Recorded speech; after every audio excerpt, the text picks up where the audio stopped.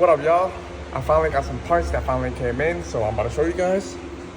So here are the Downstar billet firewall cap plugs I got. So they look pretty nice. I also got my rear main seal, replacing it because the motor is out right now, so I might as well do that. I got a new upper ball joint for my front upper control arm. This is the crankshaft for the rear main seal, so pretty much it's for this. To put it onto this is a tool to help tap it in to make it life easier. Shout out to Envision Auto for that, because that tool definitely is going to come in handy. Lastly, I have a mid plate that I just bought from Amazon since it was cheap, but I'm gonna get right into it and I'm gonna start installing this. All right, y'all, I did my first one. I thought it was gonna be a little bit easier, but as you can see, I taped the shit out of it because I had to tape it to hold this in place because I had to go at it from the inside.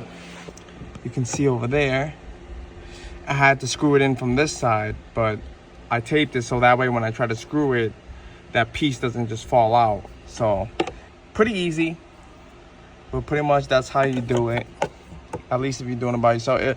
It's a lot easier if you have a second person to hold that piece, but using the tape works.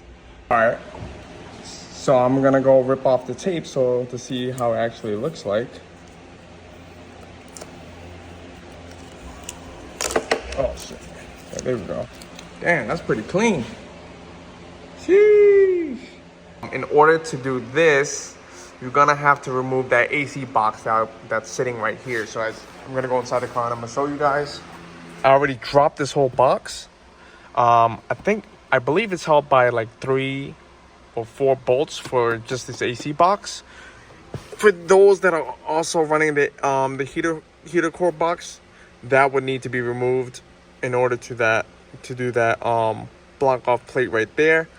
You can't run this no more since you're running that block off plate there. So yeah, so I'm gonna finish removing this and then I'm gonna install the plate for the AC cover.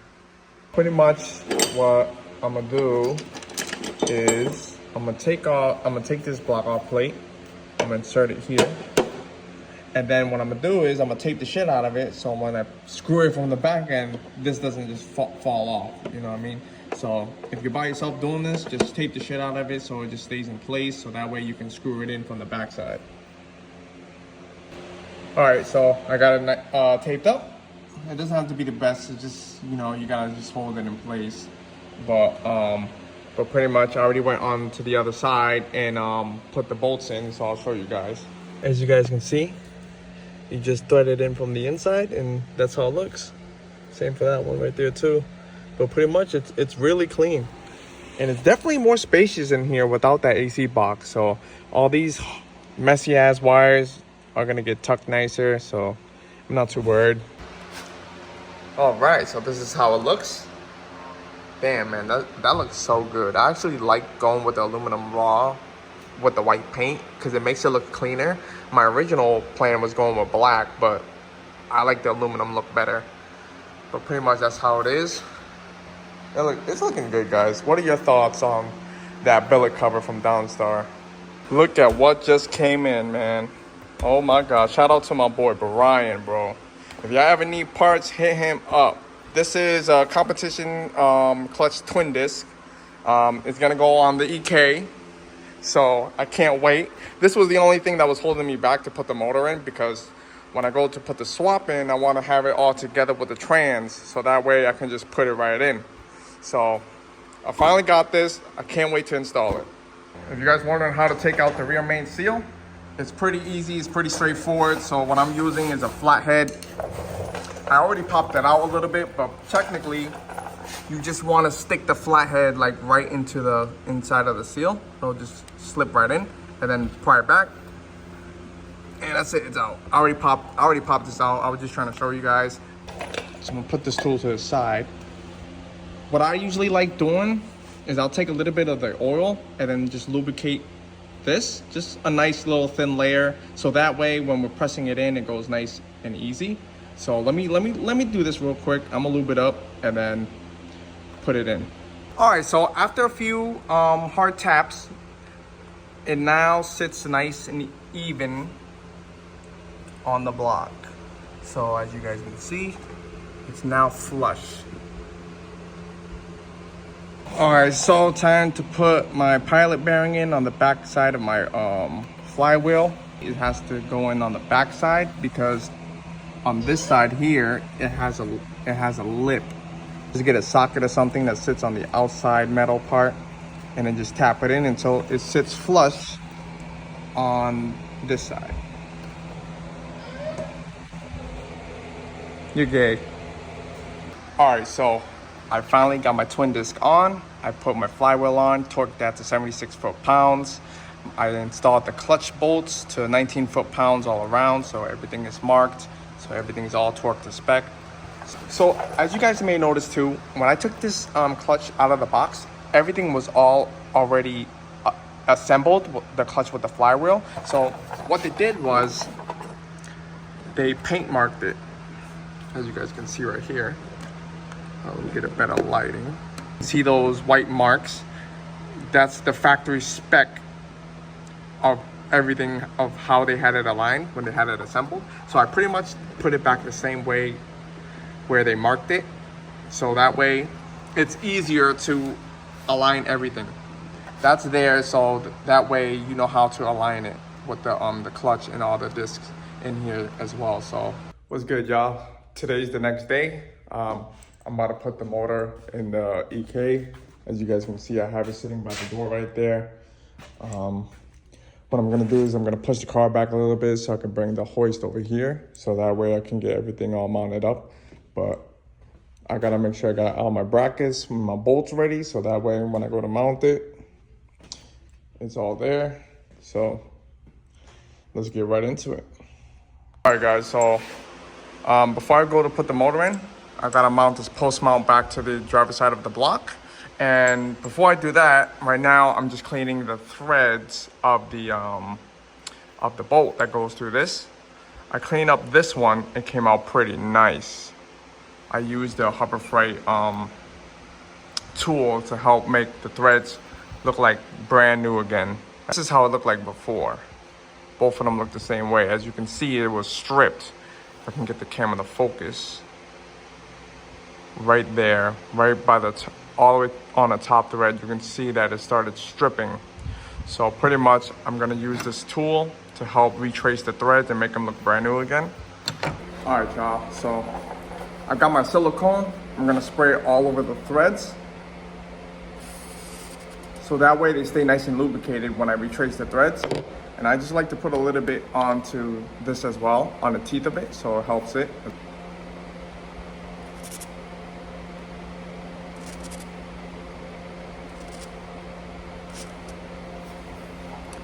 Good. And pretty much you just put it right through. Just get it enough to where it starts catching, so right about there. And then since this is a 14 millimeter, so I'm using a wrench to turn it. So stick onto it like that and just start it. Oh, it slipped off.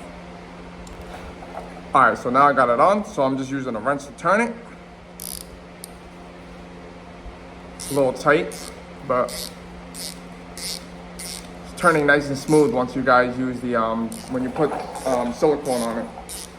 So you just pretty much do it until you get to the top of the threads, like all the way to the top, so.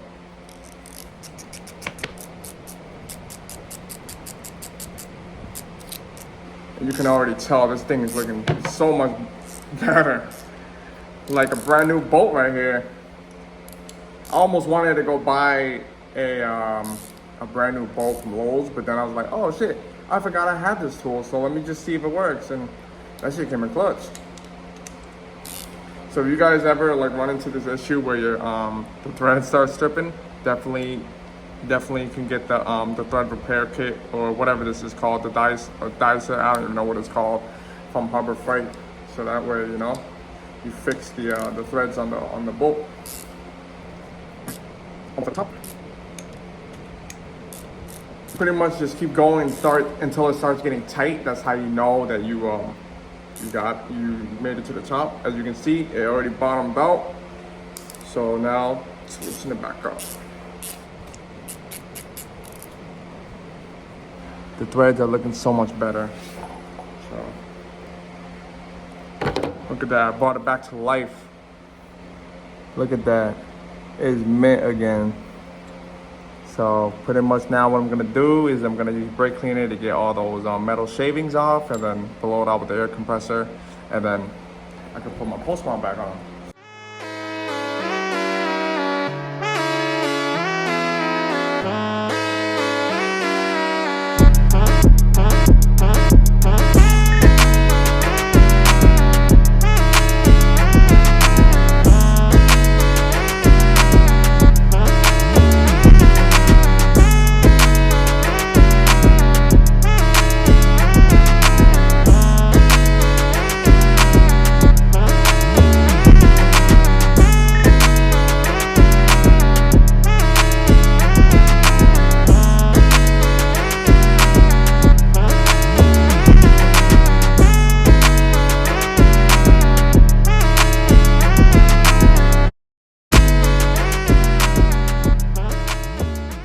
I didn't get to really record much content.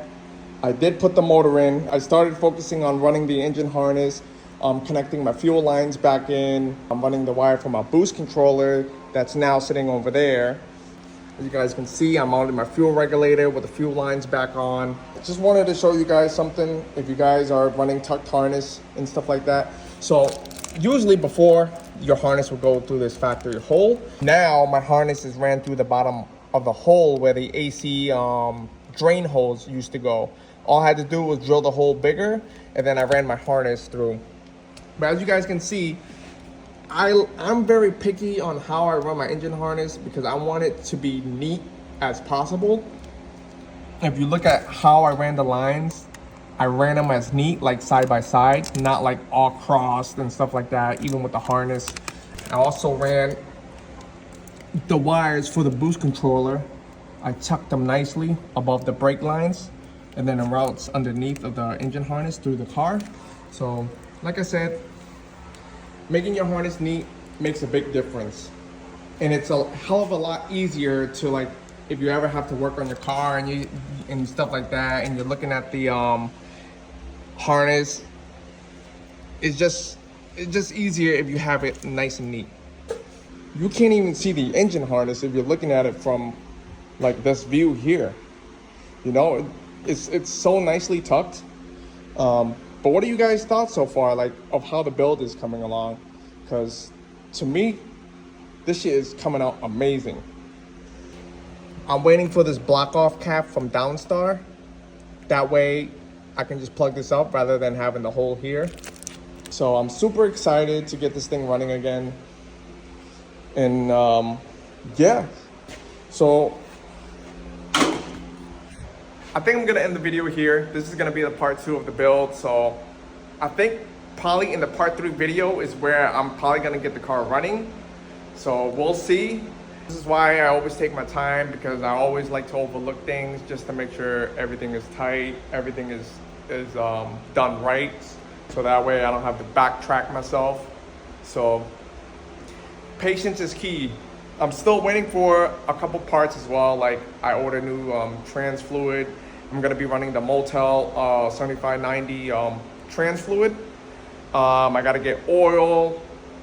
I gotta get new coolant, stuff like that. So pretty much everything is almost done for the engine bay, and I gotta still do all that wiring that's inside of the car. So almost finally getting it to drive again. So, but yeah, I hope you guys like this video. Comment, subscribe, and stay tuned for more. Peace out.